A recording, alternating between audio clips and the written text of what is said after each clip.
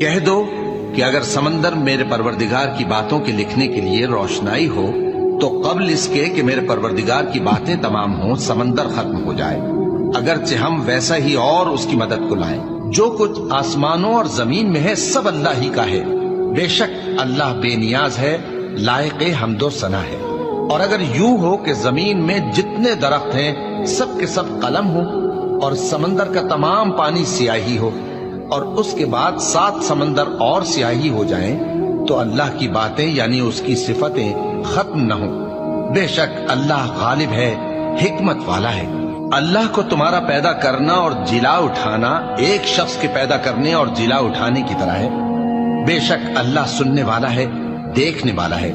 کیا تم نے نہیں دیکھا کہ اللہ ہی رات کو دن میں داخل کرتا ہے اور دن کو رات میں داخل کرتا ہے، اور اسی نے سورج اور چاند کو کام میں لگا رکھا ہے، ہر ایک